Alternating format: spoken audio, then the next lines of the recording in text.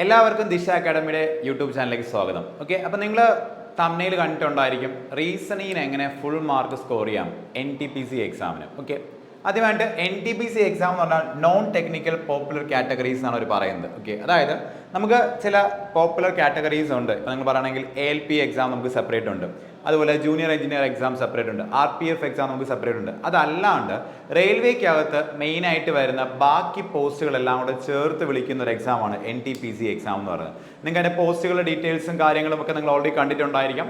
നമ്മൾ ഇന്നിപ്പോൾ ആക്ച്വലി കുറച്ച് ഒരു ചെറിയൊരു ഇൻട്രൊഡക്ഷനും അല്ല റീസണിങ് എങ്ങനെയാണെന്നുള്ള കാര്യങ്ങളും റീസണിങ്ങിൽ എങ്ങനെ നമുക്ക് അപ്രോച്ച് ചെയ്താൽ നമുക്ക് മാക്സിമം സ്കോർ ചെയ്യാൻ പറ്റും എന്നുള്ള കാര്യങ്ങളൊക്കെ പറയാനായിട്ടാണ് നമ്മൾ ഈ ഒരു വീഡിയോ ആയിട്ട് വരുന്നത്. ഓക്കെ, ആദ്യമായിട്ട് നമുക്ക് NTPC എക്സാമിൽ മെയിനായിട്ടും ചോദിക്കുന്ന അല്ലെങ്കിൽ വരുന്ന പോസ്റ്റുകൾ ജസ്റ്റ് ഒന്ന് പറയാം. ഓക്കെ, അപ്പോൾ ഇതിൽ നമുക്ക് ആക്ച്വലി ഡിഗ്രി ലെവൽ എക്സാമും ഉണ്ട്, +2 ലെവൽ എക്സാമും ഉണ്ട്. ഓക്കെ, നോൺ ഡിഗ്രിയും ഉണ്ട്, ഗ്രാജുവേറ്റും ഉണ്ട്, നോൺ ഗ്രാജുവേറ്റ് എക്സാമും ഉണ്ട്. അതിനകത്ത് ഈ ആദ്യം വരുന്ന ഈ 5 പോസ്റ്റുകൾ വരുന്നത് നമുക്ക് ഈ +2 ലെവൽ എക്സാമിന് യോഗ്യത വെച്ചാണ് വരുന്ന എക്സാംസ് ആണ്. ഓക്കെ, അതായത് ജൂനിയർ ക്ലർക്ക് കം ടൈപ്പിസ്റ്റ് ഇതൊക്കെ ലെവലാണ് കൊടുക്കുന്നത്. ലെവൽ 2 വരുന്ന level 2, level 3, level 4, level 5 category കൊടുക്കുന്നത് പേയ്മെന്റ് ലെവലിന്റെ വ്യത്യാസത്തിലാണ് അങ്ങനെയൊക്കെ വരുന്നത്. ഓരോ ലെവൽ ഓഫ് പോസ്റ്റുകളാണ് ഇതിനകത്ത്. ആൻഡ് ഈ 5 പോസ്റ്റുകളാണ് ഫസ്റ്റ് കാണുന്ന നമ്മുടെ ഈ 5 പോസ്റ്റുകളാണ് നമുക്ക് എന്താണ് +2 യോഗ്യത വരുന്നത്. ഓക്കെ, ബാക്കി വരുന്ന ഈ പോസ്റ്റുകൾ ബാക്കി വരുന്ന 8 പോസ്റ്റുകളുണ്ട്. അതെല്ലാം നമുക്ക് എന്താണ് നമുക്കൊരു ഡിഗ്രി ലെവൽ യോഗ്യത ഉണ്ടെങ്കിൽ മാത്രമേ നമുക്ക് എന്താണ് ഈ പോസ്റ്റുകൾ വേണ്ടി അപ്ലൈ ചെയ്യാൻ വേണ്ടി സാധിക്കത്തുള്ളൂ. അപ്പോൾ ഇതിനകത്ത് നിങ്ങൾ നോക്കുകയാണെങ്കിൽ NTPC എക്സാം എന്ന് പറയുമ്പം മെയിനായിട്ടും പലരും ഫോക്കസ് ചെയ്യുന്നത് സ്റ്റേഷൻ മാസ്റ്റർ എന്നൊരു പോസ്റ്റ്. ഓക്കെ, ഇത് എല്ലാവരും ഒരുപാട് പേര് ട്രൈ ചെയ്യുന്ന അല്ലെങ്കിൽ ഒരുപാട് പേര് നോക്കുന്ന ഒരു പോസ്റ്റാണ് സ്റ്റേഷൻ മാസ്റ്റർ എന്നൊരു പോസ്റ്റ്. അതുപോലെ തന്നെ നമുക്കിതിനകത്ത് വരുന്നത് senior clerk cum typist, senior commercial cum ticket clerk, ഇങ്ങനത്തെ പോസ്റ്റുകളൊക്കെ വളരെ എന്താണ് എല്ലാവരും വളരെ ഇമ്പോർട്ടൻ്റ് ആയിട്ട് കാണുന്ന പോസ്റ്റുകളാണ്. അതുപോലെ നമുക്ക് ജൂനിയർ ക്ലർക്ക് കം ടൈപ്പിസ്റ്റും അത്യാവശ്യം നല്ല പോസ്റ്റാണ്. അതുപോലെ എല്ലാതും കൊമേഴ്ഷ്യൽ കം ടിക്കറ്റ് ക്ലർക്ക് ഇതെല്ലാം നമുക്ക് അത്യാവശ്യം നല്ല പോസ്റ്റുകളാണ്. കാരണം ഇതിലൊക്കെയാണ് വേക്കൻസി കൂടുതൽ വരിക. ബാക്കി ചില പോസ്റ്റുകളിൽ വേക്കൻസിയുടെ എണ്ണം കുറവായിരിക്കും. അത് ഡിപ്പെൻസ് ആണ്, നമുക്ക് ഓരോ വർഷത്തെ എക്സാം വിളിക്കുന്ന അനുസരിച്ച് നമുക്ക് വേക്കൻസി ഡിപ്പെൻഡ് ചെയ്താണ് വേരി ചെയ്തിട്ടുണ്ട്. ഞാൻ വേക്കൻസി ഡീറ്റെയിൽസ് എടുക്കാത്തത്. ഈ ഡീറ്റെയിൽസ് ഞാൻ എടുത്തിരിക്കുന്നത് 2019 നോട്ടിഫിക്കേഷൻ നിന്നാണ്. കാരണം നമുക്ക് നോട്ടിഫിക്കേഷൻ വന്നിട്ടില്ല, ഇനി വരത്തേ ഉള്ളൂ. ഓക്കെ, അപ്പോൾ നമ്മൾ നോട്ടിഫിക്കേഷൻ വരാൻ വേണ്ടി വെയിറ്റ് ചെയ്യരുത്. മാക്സിമം എല്ലാവരും ഓൾറെഡി സ്റ്റാർട്ട് ചെയ്തിട്ടുണ്ട്. നിങ്ങൾ ഒരുപാട് ഡിലേ ചെയ്യരുത്. മാക്സിമം പെട്ടെന്ന് തന്നെ സ്റ്റാർട്ട് ചെയ്യാൻ വേണ്ടി ശ്രമിക്കാം. അതുകൊണ്ടാണ് അതിൻ്റെ ഒരു ചെറിയൊരു ഇൻട്രൊഡക്ഷൻ നമുക്ക് എടുക്കാമെന്ന് പറഞ്ഞത്. കഴിഞ്ഞ ക്ലാസ്സിൽ നമ്മൾ യൂട്യൂബിൽ നമ്മൾ NTPC സ്റ്റാർട്ട് ചെയ്തു സീരീസ്. അത് പ്രീവിയസ് ഇയർ ക്വസ്റ്റിൻ്റെ സീരീസാണ് സ്റ്റാർട്ട് ചെയ്ത്. അതിന് മുന്നേ എടുക്കാനുള്ള ഇൻട്രൊഡക്ഷൻ ആയിരുന്നു. ഞാൻ കുറച്ച് ഡിലേ ആയി പോയെന്നേ ഉള്ളൂ. നിങ്ങൾക്ക് എല്ലാവർക്കും ഓൾറെഡി അറിയാവുന്ന കാര്യങ്ങൾ ഞാൻ കുറച്ച് ഡീറ്റെയിൽ ആയിട്ട് പറയുന്നുള്ളതാണ്. ഓക്കെ, അപ്പോൾ ഇവിടെ നോക്കുകയാണെങ്കിൽ ഓക്കെ അതിന് മുന്നേ ആയിട്ട് നമുക്ക് ദിശ അക്കാഡമിയുടെ ഓഫ്ലൈൻ ക്ലാസ്സിൻ്റെ ഒരു ഡീറ്റെയിൽസ് എന്ന് പറയാണ്. നമുക്കറിയാം ദിശ ഓൺലൈൻ ക്ലാസ്സസും ഓഫ്ലൈൻ ക്ലാസ്സസും പ്രൊവൈഡ് ചെയ്യുന്നുണ്ട്. അതിനകത്ത് ഓഫ്ലൈൻ ക്ലാസ്സുകൾ ട്രിവാൻഡ്രത്തും കൊട്ടാരക്കരയും കാലിക്കറ്റും കൊല്ലവും നമ്മൾ എന്ത് ചെയ്യുന്നുണ്ട് പ്രൊവൈഡ് ചെയ്യുന്നുണ്ട്. അപ്പോൾ SSC റെയിൽവേ ബാങ്ക് എക്സാമുകൾക്കുള്ള എല്ലാ എക്സാമിന് വേണ്ടിയുള്ള പ്രിപ്പയർ ചെയ്യുന്ന ആൾക്കാരും ഓഫ്ലൈനായിട്ട് താല്പര്യം ഉണ്ടെങ്കിൽ നമുക്കറിയാമല്ലോ, നമുക്ക് എക്സാംസ് പ്രിപ്പയർ ചെയ്യുമ്പോഴത്തേക്കും ഓൺലൈനായിട്ട് പ്രിപ്പയർ ചെയ്യുന്ന ഒരുപാട് ആൾക്കാരുണ്ട്. കാരണം അവർക്ക് വർക്കും പഠിത്തവും അതിൻ്റെ ഭാഗമായിട്ട് ചെയ്യുന്ന ഒരുപാട് ആൾക്കാരുണ്ട്. അതുകൊണ്ട് തന്നെ അവർക്ക് ഓഫ്ലൈനിലോട്ട് വരാൻ സാധിക്കാറില്ല. പക്ഷേ ഓഫ്ലൈനിൽ വന്ന് പഠിക്കാൻ പറ്റുന്ന ഒരുപാട് ആൾക്കാരുണ്ട്, അല്ലെങ്കിൽ സാഹചര്യമുള്ള ഒരുപാട് ആൾക്കാരുണ്ട്. അവർക്ക് വന്ന് പഠിക്കാൻ പറ്റിയ ഒരു അവസരം തന്നെയാണ് ഇപ്പോൾ. കാരണം ഇനി വരുന്ന എക്സാമുകൾ ക്രാക്ക് ചെയ്യാം. അപ്പം റെയിൽവേയുടെ എക്സാം തന്നെ മെയിനായിട്ട് നമുക്ക് എടുത്ത് പറയാം. പിന്നെ SSC എക്സാമുകളുണ്ട്, ബാങ്ക് എക്സാമുകൾ വരുന്നുണ്ട്. അപ്പോൾ എല്ലാ എക്സാമിന് വേണ്ടിയുള്ള കോച്ചിങ്സും നമ്മൾ എന്താണ് പ്രൊവൈഡ് ചെയ്യുന്നുണ്ട്. അപ്പോൾ നിങ്ങൾക്ക് ഓരോ സെൻറ്റേഴ്സിൻ്റെയും ഫോൺ നമ്പർ ഇവിടെ പ്രൊവൈഡ് ചെയ്തിട്ടുണ്ട്. നിങ്ങൾക്ക് ഏത് സെൻറ്ററിലാണോ നിങ്ങൾക്ക് ജോയിൻ ചെയ്യാൻ താല്പര്യമുള്ളത് നിങ്ങൾക്ക് എന്ത് ചെയ്യാം, ആ ഒരു കോൺടാക്ട് നമ്പറിലേക്ക് കോൺടാക്ട് ചെയ്ത് നോക്കാം. ഓക്കെ, നെക്സ്റ്റ് ഞാൻ എക്സാമിൻ്റെ ടയർ 1നെ കുറിച്ച് ജസ്റ്റ് ഒരു ചെറിയൊരു ഡീറ്റെയിൽസ് പറയണം. നമുക്ക് എക്സാം എങ്ങനെയാണ്, നമ്മൾ എപ്പോഴും ഒരു എക്സാം പഠിച്ചു തുടങ്ങുന്നതിന് മുന്നായിട്ട് ആ എക്സാം എങ്ങനെയാണ്, അതിൽ എന്തൊക്കെ പോസ്റ്റുകളുണ്ട്, അതിൽ ഏത് പോസ്റ്റാണ് കൂടുതൽ ഇമ്പോർട്ടൻസ് വരുന്നത്, അല്ലെങ്കിൽ എന്താ പറയുക അതിൽ ഏതൊക്കെ ടോപ്പിക്കുകൾ ഏതൊക്കെ സബ്ജക്റ്റുകൾ എന്നുള്ള കാര്യങ്ങളൊക്കെ നമ്മളൊന്ന് ആദ്യമേ പഠിച്ചു വെക്കണം. ഓക്കെ, അറിഞ്ഞിരിക്കണം. എന്നിട്ടേ നിങ്ങൾ എക്സാം പ്രിപ്പറേഷൻ സ്റ്റാർട്ട് ചെയ്യാവുള്ളൂ. ഓക്കെ, ഇവിടെ വരുന്ന സമയത്ത് നമുക്ക് ഇത് കഴിഞ്ഞ വർഷത്തെ NTPCയുടെ നോട്ടിഫിക്കേഷനിൽ നിന്ന് ഞാൻ എടുത്തിരിക്കുന്നതാണ്. അത് ഈ വർഷത്തെ എക്സാമിലേക്ക് വരുമ്പം എന്തെങ്കിലും വ്യത്യാസം ഉണ്ടെങ്കിൽ നമുക്ക് ആ നോട്ടിഫിക്കേഷൻ വായിക്കുമ്പോൾ ക്ലിയർ ആയിട്ട് മനസ്സിലാക്കാൻ പറ്റും. ഞാൻ ഒരു ഐഡിയ തരാൻ വേണ്ടി മാത്രമാണ് എടുത്തിരിക്കുന്നത്. അതിനെ നിങ്ങൾ നോക്കുകയാണെങ്കിൽ ഫസ്റ്റ് ടയർ 1 CBT 1 എന്നാണ് പറയുന്നത്. ടയർ 1 എന്ന് നമ്മൾ SSC പറയുമെങ്കിൽ ഇത് CBT 1 എന്നാണ്, കമ്പ്യൂട്ടർ ബേസ്ഡ് ടെസ്റ്റ് എന്നുള്ളതിലാണ് പറയുന്നത്. ഓക്കെ, CBT 1 എന്നാണ് പറയുന്നത്. അപ്പോൾ CBT 1ലേക്ക് വരുന്ന സമയത്ത് നമുക്ക് നോക്കിയാൽ ജനറൽ അവയർനെസ്. ഓക്കെ, ജി കെയുടെ പാർട്ടായിട്ടുള്ള ഒരു 40 ക്വസ്റ്റ്യൻ വരുന്നുണ്ട്. അതുപോലെ മാത്സിൻ്റെ പാർട്ടായിട്ട് ഒരു 30 ക്വസ്റ്റ്യൻ വരുന്നുണ്ട്. ജനറൽ ഇൻ്റലിജൻസ് ആൻഡ് റീസണിംഗ് എന്ന് പറയുന്നത് 30 ക്വസ്റ്റ്യൻ വരുന്നത്. അപ്പോൾ നമുക്ക് CBT 1 റീസണിങ്ങിന് 30 ക്വസ്റ്റ്യൻ വരുന്നുണ്ട്. ഓക്കെ, മൊത്തം 100 ക്വസ്റ്റ്യൻസ് വരുന്നുണ്ട്. 90 മിനിറ്റ് ആണ് അവിടെ വരുന്നത്. ടൈം ജസ്റ്റ് എന്ന് പറയണം. ഓക്കെ, നമുക്ക് ബാങ്ക് എക്സാം പോലെ സെപ്പറേറ്റ് ടൈമിംഗ് ഇതുവരെ വന്നിട്ടില്ല. SSC എക്സാമിനും സെപ്പറേറ്റ് ടൈമിംഗ് അങ്ങനെ വന്നിട്ടില്ല. പക്ഷേ റെയിൽവേക്ക് ഉള്ള പ്രത്യേകത എന്ന് വെച്ച് കഴിഞ്ഞാൽ നമുക്ക് SSC എക്സാം നോക്കുകയാണെങ്കിൽ സെപ്പറേറ്റ് കാറ്റഗറി ആയിട്ട് ഇത് ഡിവൈഡ് ചെയ്ത് കൊടുക്കും. ഇപ്പോൾ 25 റീസണിങ്, 25 മാത്സ് സെപ്പറേറ്റ് ടാബിലായിട്ടാണ് വരുന്നത്. അതേസമയം റെയിൽവേ എക്സാം കഴിഞ്ഞ വർഷം വരെയും നമുക്ക് വന്നിട്ടുണ്ടായിരുന്നത് മിക്സ്ഡ് ആയിട്ടാണ്. ഈ 100 ക്വസ്റ്റ്യൻ മിക്സ്ഡ് ആയിട്ടായിരിക്കും വരാം. 30 ക്വസ്റ്റ്യൻ റീസണിങ്, കോണ്ട് ഇങ്ങനെ സെപ്പറേറ്റ് എടുത്ത് വെച്ച് നോക്കുന്ന രീതിയിലല്ല, എല്ലാം ഒറ്റ സ്ട്രെച്ചിൽ 100 ക്വസ്റ്റ്യൻസ് വരുവാണ് ചെയ്യുന്നത്. അപ്പോൾ തന്നെ നമുക്ക് വരുമ്പോൾ അങ്ങനെ വരുന്ന പല ഷിഫ്റ്റുകൾ നമ്മൾ കാണുന്ന ഒരു വ്യത്യാസം എന്ന് വെച്ച് കഴിഞ്ഞാൽ ഈ 30 ക്വസ്റ്റ്യൻ അവർ പറയുമെങ്കിലും ഇതിനേക്കാൾ കൂടുതൽ ക്വസ്റ്റ്യൻസ് റീസണിങ്ങിന് അത് വരാറുണ്ട്, ചോദിക്കാറുണ്ട് പല ഷിഫ്റ്റുകളിലും. ചിലപ്പോൾ കുറയാറുമുണ്ട്, കാരണം കോണ്ടിൻ്റെ എണ്ണം കൂടുന്ന ചില ഷിഫ്റ്റുകളുണ്ട്. ചിലപ്പോൾ ജനറൽ അവയർനെസിൻ്റെ എണ്ണം കൂടുന്ന ഷിഫ്റ്റുകളുണ്ട്. ജനറൽ അവയർനെസ് 14 കൂടുതൽ വരാൻ ചാൻസ് കുറവാണ്. പക്ഷേ ബാക്കി രണ്ടും എണ്ണത്തിൽ കൂടാനുള്ള ചാൻസ് കൂടുതലാണ്. 40 ജനറൽ അവയർനെസിൻ്റെ കൗണ്ട് കുറച്ചിട്ട് ഇത് രണ്ടും എന്താണ് കൂട്ടി വരാൻ പല സമയം പല ഷിഫ്റ്റുകളിലും കാണാറുണ്ട്. അപ്പോൾ അതുകൊണ്ട് ജസ്റ്റ് ഒരു നമ്പറിൽ ഇനി പറഞ്ഞിരിക്കുകയാണ്, നമുക്ക് വരുന്ന സമയത്ത് നമുക്ക് ഇതിൽ കൂടുതൽ ക്വസ്റ്റ്യൻസ് ഉണ്ടാകാം. ഓക്കെ, അപ്പോൾ ഇതാണൊരു എന്താ പറയുക ഒരു CBT 1 ഒരു പാറ്റേൺ എന്ന് പറയുന്നത്. 90 മിനിറ്റിൽ നിങ്ങൾ 100 ക്വസ്റ്റ്യൻസ് എഴുതാം എന്നുള്ളത്. അതിൽ 30 ക്വസ്റ്റ്യൻ റീസണിങ് എന്നുള്ളതാണ്. ഓക്കെ, നമ്മൾ റീസണിങ്ങിനെ കുറിച്ചാണ് നമ്മൾ നോക്കുന്നത്. അപ്പോൾ അതിനകത്ത് ഞാൻ റീസണിങ്ങിൻ്റെ കഴിഞ്ഞ വർഷത്തെ സിലബസ് എടുത്തിട്ടുണ്ട്. ഓക്കെ, നിങ്ങൾ ഈ സിലബസ് വായിച്ചു. നമ്മൾ SSCയുടെ സിലബസ് പറയുന്ന സമയത്ത്, അനാലിസ് ചെയ്യുന്ന സമയത്ത് നമ്മൾ പറയുന്ന കാര്യമാണ്, നമുക്ക് അവർ കൊടുത്തിരിക്കുന്ന സിലബസിനകത്ത് ഒരുപാട് കാര്യങ്ങളൊന്നും മനസ്സിലാക്കാൻ സാധിക്കത്തില്ല. ഇപ്പം നിങ്ങളിപ്പം അനലോഗീസ് എന്ന് പറഞ്ഞ ടോപ്പിക് ഓൾറെഡി നമ്മൾക്ക് അറിയാവുന്നൊരു കാര്യമാണ്. അനലോഗീസ് എന്ന സാധനം നമുക്ക് പറയാൻ പറ്റും. Completion of number and alphanumeric series. Okay, number series, alphanumeric series എന്നൊരു സംഭവമാണ് ഇവിടെ പറയുന്നത്. പിന്നെ കോഡിങ് ആൻഡ് ഡീകോഡിങ്, അത് നമ്മൾ എപ്പോഴും കേൾക്കുന്ന ടോപ്പിക്കാണ്. മാത്തമാറ്റിക്കൽ ഓപ്പറേഷൻസ് ഉണ്ട്. അതുപോലെ സിമിലാരിറ്റീസ് ആൻഡ് ഡിഫറൻസ് എന്നൊരു കൺസെപ്റ്റ് പറയുന്നുണ്ട്. റിലേഷൻഷിപ്പ്, ബ്ലഡ് റിലേഷൻസിന്റെ കൺസെപ്റ്റ് പറയുന്നുണ്ട്. അനലിറ്റിക്കൽ റീസണിംഗ് എന്നൊരു കൺസെപ്റ്റ് പറയുന്നുണ്ട്, ഒരു ടോപ്പിക് പറയുന്നുണ്ട്. പിന്നെ സിലോജിസം നമ്മൾ സ്ഥിരമായിട്ട് കാണുന്ന അല്ലെങ്കിൽ കേൾക്കുന്ന ഒരു ടോപ്പിക്കാണ് സിലോജിസം എന്ന് പറയുന്നത്. ജംബ്ലിംഗ് കിടപ്പുണ്ട്, വെൻ ഡയഗ്രാംസ് കിടപ്പുണ്ട്, വെൻ ഡയഗ്രാം അനാലിസിസ് എന്നൊരു കൺസെപ്റ്റ്. പസിൽ കിടപ്പുണ്ട്, data sufficiency, statement conclusion, statement course of action എന്ന് പറഞ്ഞ് കൊടുത്തിട്ടുണ്ട്. ഡിസിഷൻ മേക്കിംഗ്, പിന്നെ maps, interpretation of graphs etcetera എന്നൊക്കെ പറഞ്ഞ് കിടപ്പുണ്ട്. ഓക്കെ, കുറേയൊക്കെ ടോപ്പിക്കുകൾ ഏതെന്ന് നമുക്ക് കാണുമ്പോൾ പഠിച്ചവർക്ക് കാണുമ്പോൾ മനസ്സിലാക്കാൻ പറ്റും ഏതൊക്കെയാണ് ടോപ്പിക്കിൽ നിങ്ങൾക്ക് ഒരു ഐഡിയ ഉണ്ടാക്കിയെടുക്കാൻ പറ്റും. പക്ഷേ എല്ലാം ഒന്നും കൃത്യമായിട്ട് ഇതിനകത്ത് വരത്തില്ല അല്ലേ. നമ്മൾ മാക്സിമം നമ്മൾ ചെയ്യുന്നത് വെച്ച് കഴിഞ്ഞാൽ പ്രീവിയസ് ഇയർ ക്വസ്റ്റ്യൻസ് നമ്മൾ അനലൈസ് ചെയ്ത് കഴിഞ്ഞ വർഷം വരെ ചോദിച്ചിട്ടുള്ള ക്വസ്റ്റ്യൻസിൽ നിന്നും ഏതൊക്കെ ടോപ്പിക്കുകൾ ഉണ്ടായിട്ടുണ്ട്, ചോദിച്ചിട്ടുണ്ട്, ഇതുവരെ ചോദിച്ചിട്ടുള്ള ഏതൊക്കെ ടോപ്പിക്കുകളാണ് എന്നുള്ളൊരു ഐഡിയ ഒക്കെ ഉണ്ടാക്കി വെച്ചാൽ നമ്മൾ ഒരു സിലബസ് നമ്മൾ എപ്പോഴും പ്രിപ്പയർ ചെയ്യുന്നത്. ഓക്കെ, ഒരു കോമ്പറ്റേറ്റീവ് എക്സാം നമ്മൾ പ്രിപ്പയർ ചെയ്യുന്ന സമയത്ത്. ഓക്കെ, ഇത് നമുക്ക് അവർ കൊടുത്തിരിക്കുന്ന സിലബസ് ആണ്. അപ്പോൾ ഇതിനകത്ത് ഇത്രയും കാര്യങ്ങൾ നമുക്ക് മനസ്സിലാക്കാൻ സാധിക്കും. ബാക്കിയുള്ള ടോപ്പിക്ക് നമുക്ക് ഡീറ്റെയിൽ ആയിട്ട് പറയാം. ഓക്കെ, അപ്പം ഞാൻ CBT 2 കേസിൽ ഞാൻ ഒന്ന് പറഞ്ഞുതരാം. അതെന്ന് വെച്ച് കഴിഞ്ഞാൽ നമുക്ക് CBT 1 CBT 2 വരുന്നുണ്ട്. ഓക്കെ, എല്ലാ പോസ്റ്റുകളും വരുന്നില്ല. ഇപ്പോൾ എന്താ പറയുക, ഫോഴ്സ് റിലേറ്റഡ് ആയ പോസ്റ്റുകളൊക്കെ നമുക്ക് വരാറുണ്ട്. NTPC എക്സാമിന് CBT 1 CBT 2 വരാറുണ്ട്. അപ്പോൾ CBT 1 CBT 2 നടക്കുന്ന സമയത്ത് CBT 1 കോമൺ ആയിട്ടുള്ളൊരു എക്സാം ആയിട്ടാണ് വരുന്നത്. എല്ലാ ഷിഫ്റ്റുകൾക്കും അല്ലെങ്കിൽ എല്ലാ ലെവലിനും വേണ്ടി ഒരു കോമൺ എക്സാം ആയിരുന്നു. കഴിഞ്ഞ വർഷം അങ്ങനെയായിരുന്നു. അത് കഴിഞ്ഞിട്ട് CBT 2 വരുന്ന സമയത്ത് ഓരോ ലെവലിനും സെപ്പറേറ്റ് CBT 2 ആയിരുന്നു നടത്തുന്നത്. ഇപ്പോൾ ഞാനിപ്പോൾ ലെവൽ 2ഉം ലെവൽ 3ഉം ലെവൽ 5ഉം അപ്ലൈ ചെയ്ത ഒരാളാണെങ്കിൽ ലെവൽ 2ന് ഞാൻ സെപ്പറേറ്റ് ഒരു മെയിൻസ് എഴുതണം, അതായത് CBT 2 എഴുതണം. ലെവൽ 3ക്ക് വേണ്ടി ഞാൻ സെപ്പറേറ്റ് CBT, അങ്ങനെയാണെന്നുണ്ടായിരുന്നത്. ഇപ്രാവശ്യം അങ്ങനെ തന്നെ ആവാനാണ് ചാൻസ് കൂടുതൽ. ടയർ 1ൻ്റെ കാര്യം, CBT 1ൻ്റെ കാര്യം നമുക്ക് നോട്ടിഫിക്കേഷൻ വരുമ്പോഴേ അറിയത്തുള്ളൂ. കഴിഞ്ഞ പ്രാവശ്യം ഒറ്റ CBT 1 ആയിരുന്നു. ഓക്കെ, അപ്പോൾ ഇവിടെ നമ്മൾ നോക്കുകയാണെങ്കിൽ നമുക്കിവിടെ ക്വസ്റ്റിൻ്റെ എണ്ണം കുറച്ച് കൂടുന്നുണ്ട്. പക്ഷേ നിങ്ങൾ ശ്രദ്ധിക്കേണ്ട ഒരു കാര്യം, അപ്പോഴും ടൈം എന്ന് പറയുന്നത് 90 മിനിറ്റ്സ് തന്നെയാണ്.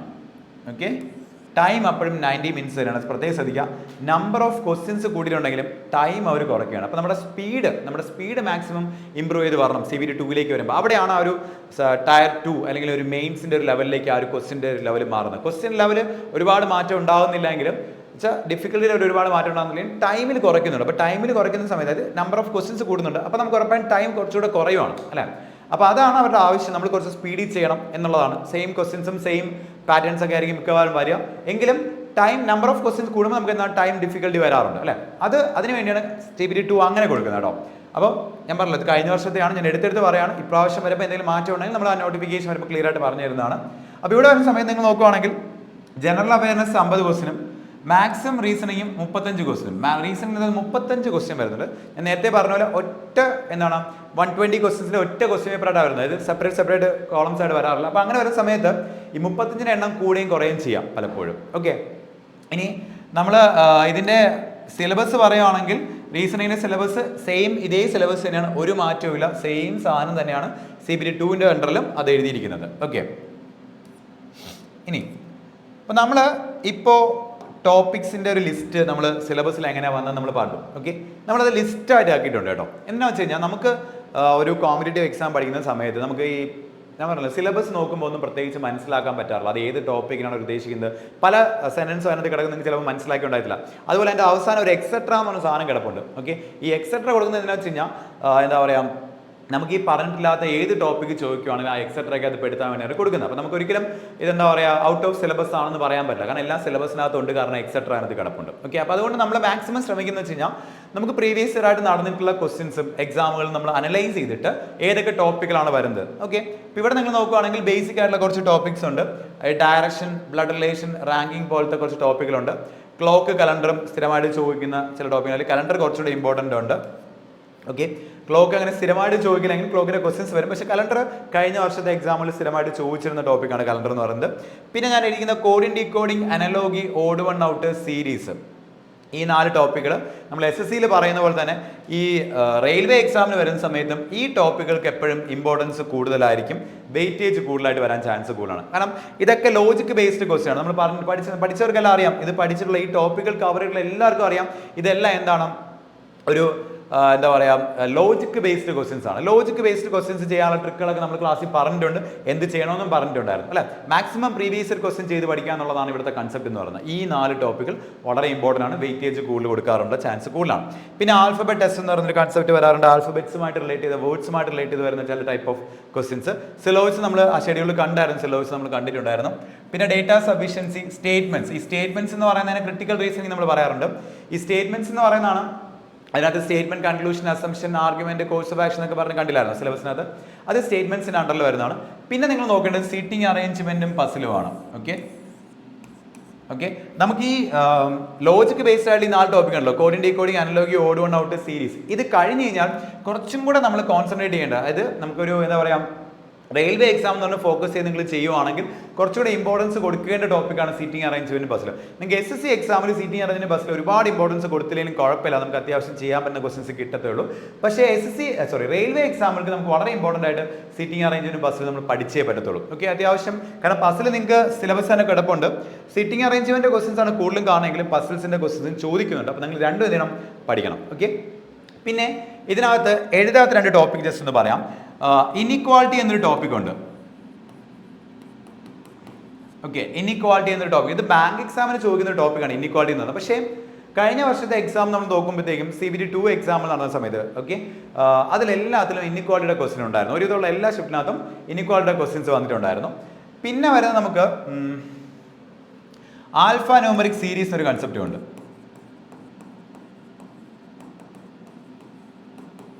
ഓക്കെ, ഇത് രണ്ടും നമ്മൾ കഴിഞ്ഞ വർഷത്തെ എക്സാമിൻ്റെ ക്വസ്റ്റ്യൻസ് അനലൈസ് ചെയ്യുമ്പോൾ നമ്മൾ കിട്ടുന്നതാണ് കേട്ടോ. കഴിഞ്ഞ വർഷത്തെ ടയർ 2ൻ്റെ ക്വസ്റ്റ്യൻസ് അനലൈസ് ചെയ്യുമ്പോൾ കിട്ടുന്നത് ഇതൊക്കെ ബാങ്ക് എക്സാമിന് ചോദിക്കുന്ന ടോപ്പിക്കുകളാണ്. പക്ഷേ റെയിൽവേ എക്സാമിന് അത് സ്ഥിരമായിട്ട് ചോദിക്കുന്നത്. സീറ്റിംഗ് അറേഞ്ച്മെന്റ് ബസ്സിലും ബാങ്ക് എക്സാമിന് വളരെ ഇമ്പോർട്ടൻ്റ് ആണ്. പക്ഷേ റെയിൽവേ എക്സാമിന് അതുപോലെ ഇമ്പോർട്ടൻസ് അവർ കൊടുക്കുന്നുണ്ട് കേട്ടോ, സീറ്റിംഗ് അറേഞ്ച്മെന്റ് ബസ്സിലും. പിന്നെ നിങ്ങൾ നോക്കുവാണെങ്കിൽ ഇതിനകത്ത് സീരീസ് എന്ന് പറഞ്ഞാൽ ഓൾറെഡി നമ്മൾ പഠിക്കുന്നുണ്ട്. പക്ഷേ അത് നമ്പർ സീരീസ്, ലെറ്റർ സീരീസ് എന്ന് പറഞ്ഞാൽ വേറൊരു കൺസെപ്റ്റ് ക്വസ്റ്റൻ ആണ്. ആൽഫ ന്യൂമറിക് സീരീസ് എന്ന് പറയുന്നത് മറ്റൊരു ടൈപ്പ് ഓഫ് ക്വസ്റ്റനുമാണ്. ഓക്കെ, ഇതൊക്കെ നമ്മൾ ക്ലാസ്സിൽ നമ്മൾ യൂട്യൂബിൽ നമ്മൾ ക്ലാസ് പോകുന്ന സമയത്ത് നമ്മൾ അതിൻ്റെ ഡീറ്റെയിൽസ് ഒക്കെ പോകുന്നുണ്ട്. അതിൻ്റെ പ്രീവിയസ് ഇയർ ക്വസ്റ്റനുകൾ നമ്മൾ ഡിസ്കസ് ചെയ്യുന്നുണ്ട്. അവിടെ എല്ലാം ഈ ടോപ്പിക്കുകൾ വരും, കൃത്യമായിട്ട് നിങ്ങൾക്ക് ക്ലാസ്സസ് പോകും.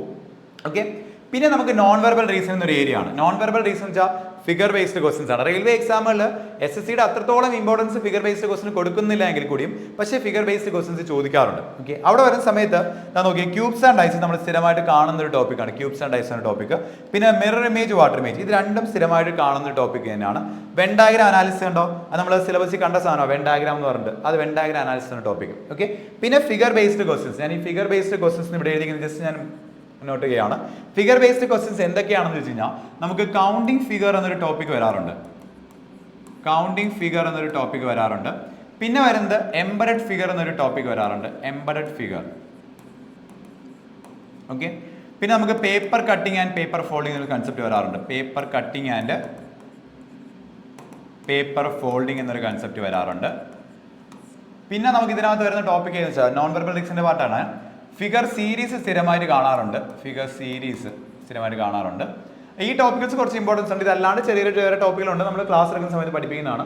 അപ്പോൾ ഇത്രയും ടോപ്പിക്കുകൾ നമുക്ക് എന്തുണ്ട്, നമുക്ക് റെയിൽവേ എക്സാമുകളിൽ ചോദിക്കുന്നുണ്ട് റീസണിങ്ങിന്റെ പാർട്ടായിട്ട്. ഓക്കെ, ഇതെല്ലാം കൂടെ ഒരു ഷിഫ്റ്റിൽ ചോദിക്കാന്നല്ല കേട്ടോ. ഇതിന് സെലക്റ്റീവായിട്ട് നമുക്ക് എന്താണ്, ഇപ്പോൾ ഡയറക്ഷൻ്റെയും ബ്ലഡ് റിലേഷൻ്റെയും ക്ലോക്ക് കലണ്ടറിൻ്റെയും കോഡിങ്ങിൻ്റെയും ആൽഫ, ഇതെല്ലാം മിക്സഡ് ആയിട്ട് അവിടെ നിന്ന് ഇവിടുന്ന് കുറേ ടോപ്പിക് നമ്മൾ സെലക്ട് ചെയ്ത് അതിനകത്തു നിന്നുള്ളൊരു 10-30 ക്വസ്റ്റൻ അല്ലെങ്കിൽ 35 ക്വസ്റ്റൻ ആയിട്ടാണ് നമുക്ക് എന്ത് ചെയ്യാം, എക്സാമിന് ചോദിക്കാം. നമ്മൾ എല്ലാ ടോപ്പിക്കും ചോദിക്കുമെന്നല്ല ഞാൻ പറയുന്നത്. ഓക്കെ, ഇതെല്ലാമാണ് നമുക്ക് എക്സാമിൽ ചോദിച്ചിട്ടുള്ളത് റെയിൽവേ എക്സാമിൽ. അപ്പം ഈ ടോപ്പിക്കുകളെല്ലാം നമ്മൾ എന്ത് ചെയ്യണം, കൃത്യമായിട്ട് പ്രിപ്പയർ ചെയ്യണം എന്നുള്ളതാണ് നമ്മൾ മനസ്സിലാക്കേണ്ടത്.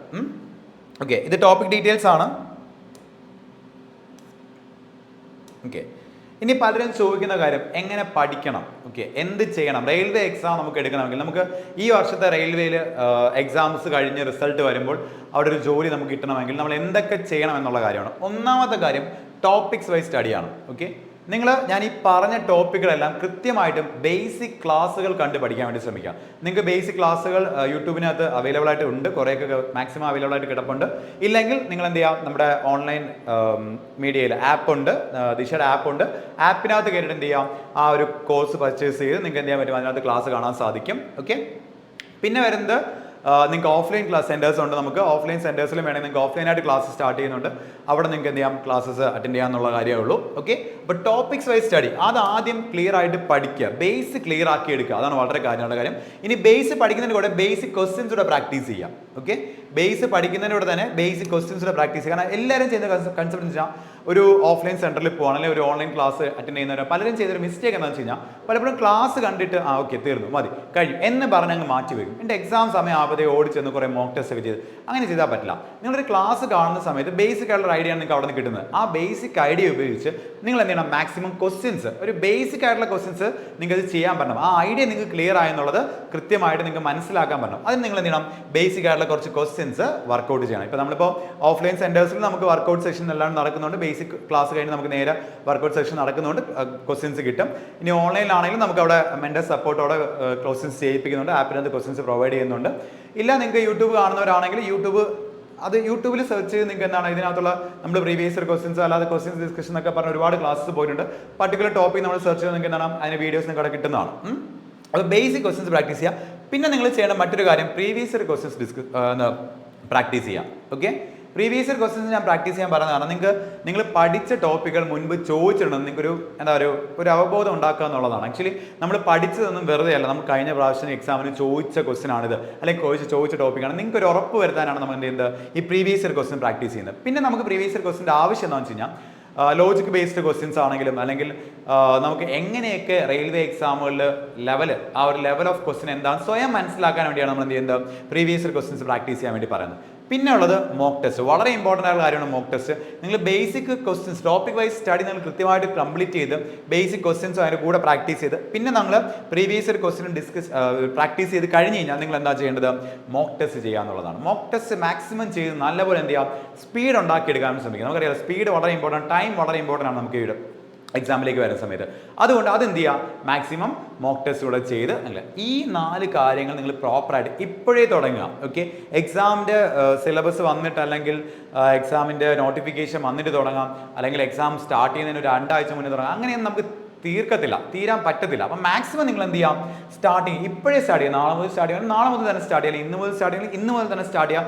മാക്സിമം സ്റ്റാർട്ട് ചെയ്ത് എന്ത് ചെയ്യാം, ആ സമയമാകുമ്പോഴത്തേക്കും എക്സാം എടുക്കുന്ന സമയമാകുമ്പോഴത്തേക്കും നല്ലപോലെ എന്ത് ചെയ്യാം, മോക്ക് ടെസ്റ്റ് ഒക്കെ ചെയ്ത് ഒരു സ്പീഡാക്കി വെക്കുക. സ്പീഡും ആക്യുറസിയും വളരെ ഇമ്പോർട്ടൻ്റ് ആണ്. ഓക്കെ, ഇത്രയും കാര്യങ്ങൾ നിങ്ങൾ പ്രോപ്പറായിട്ട് ചെയ്യുവാണെങ്കിൽ നിങ്ങൾക്ക് ഉറപ്പായിട്ടും ഈ വർഷത്തെ റെയിൽവേ എക്സാം ക്രാക്ക് ചെയ്യാൻ സാധിക്കും. ഓക്കെ, ഞാനിത് റീസണിങ്ങിൻ്റെ ഡീറ്റെയിൽസ് ആണ് പറഞ്ഞത്.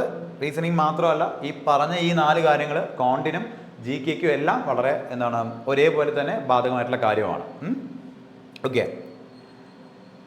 നമ്മൾ നേരത്തെ ഓഫ്ലൈൻ ക്ലാസ്സിൻ്റെ കാര്യം പറഞ്ഞായിരുന്നു. ദിശ നമുക്ക് ഓൺലൈൻ പ്ലാറ്റ്ഫോം നമുക്കുണ്ട്. ആ ഓൺലൈൻ പ്ലാറ്റ്ഫോമിലൂടെ നമ്മൾ മാക്സിമം ക്ലാസ്സസ് പ്രൊവൈഡ് ചെയ്യുന്നുണ്ട്. നിങ്ങൾക്ക് ഏത് എക്സാമിന് വേണ്ടിയുള്ള കോഴ്സ് നിങ്ങൾക്ക് അതിനകത്ത് പർച്ചേസ് ചെയ്യാൻ സാധിക്കുന്നതാണ്. ഓക്കെ, അപ്പോൾ പ്രോപ്പറായിട്ട് നിങ്ങൾ അതിനകത്ത് കണ്ടാൽ നമ്മൾ ഡീറ്റെയിൽസ് എല്ലാം കൊടുത്തിട്ടുണ്ട്. ഡെയിലി കറണ്ട് അഫയേഴ്സ് അതിനകത്ത് പോകുന്നുണ്ട്, മോക്ക് ടെസ്റ്റുകൾ കിടപ്പുണ്ട്. മോക്ക് ടെസ്റ്റ് ഞാൻ പറഞ്ഞായിരുന്നു, മോക്ക് ടെസ്റ്റ് വളരെ ഇമ്പോർട്ടൻ്റ് ആണ്. നമുക്ക് അതിന് കിടപ്പുണ്ട്. ഡെയിലി ക്യൂസസ് പോകുന്നുണ്ട്, സെക്ഷൻ വൈസ് ടെസ്റ്റ് കിടപ്പുണ്ട്. അത് വളരെ ഇമ്പോർട്ടൻ്റ് ആണ്. പലർക്കും ചില ടോപ്പിക് വരുമ്പോൾ വളരെ ബുദ്ധിമുട്ട് വരാറുണ്ട്. അപ്പോൾ ആ സെക്ഷൻ വൈസ് ആയിട്ട് നിങ്ങൾ ആ ഒരു പർട്ടിക്കുലർ ടോപ്പിക് പ്രിപ്പയർ ചെയ്യുകയാണെങ്കിൽ, പ്രാക്ടീസ് ചെയ്യുകയാണെങ്കിൽ വളരെ യൂസ്ഫുൾ ആയിരിക്കും നിങ്ങൾക്ക്. കാരണം ടോട്ടലായിട്ട് എടുക്കുന്ന സമയത്ത് ചിലപ്പോൾ നമ്മൾ ആ ക്വസ്റ്റിന് അല്ലെങ്കിൽ ആ ടോപ്പിക്ക് നമ്മൾ ഇമ്പോർട്ടൻസ് കൊടുക്കാണ്ട് പോകും. പക്ഷേ അത് കുറച്ച് ഡിഫിക്കൽട്ടായിട്ട് വരുവാണ്, നിങ്ങൾക്ക് ടൈം എടുക്കുവാണെന്നൊക്കെ തോന്നുന്ന ടോപ്പിക്സ് ഉണ്ടെങ്കിൽ സെപ്പറേറ്റ് ചെയ്ത് പഠിക്കുന്നത് വളരെ ഇമ്പോർട്ടൻ്റ് ആണ് കേട്ടോ. അത് നമുക്ക് വളരെ യൂസ്ഫുൾ ആയിട്ട് വരും. അപ്പോൾ അത് നമുക്ക് സെക്ഷൻ ടെസ്റ്റ് നമുക്ക് പ്രൊവൈഡ് ചെയ്യുന്നുണ്ട്, ലൈവ് ക്ലാസ്സസ് പ്രൊവൈഡ് ചെയ്യുന്നുണ്ട്, റെക്കോർഡ് ക്ലാസ് പ്രൊവൈഡ് ചെയ്യുന്നത്. അങ്ങനെ ഒരുപാട് ഡീറ്റെയിൽസ് നമുക്ക് എന്താണ് കോഴ്സ് പർച്ചേസ് ചെയ്യുമ്പോഴത്തേക്കും നിങ്ങൾ കിട്ടുന്നതാണ്. ഓക്കെ, മാക്സിമം നിങ്ങൾ ഓഫ്ലൈൻ അല്ലെങ്കിൽ ഓൺലൈൻ ക്ലാസ്സസ് നിങ്ങൾ മാക്സിമം പർച്ചേസ് ചെയ്ത് പഠിക്കാൻ വേണ്ടി ശ്രമിക്കുക. ഇപ്പോഴേ തുടങ്ങാം. ഓക്കെ, എല്ലാവർക്കും ഒരു ഓൾ ദ ബെസ്റ്റ് പറയാണ്. Happy learning.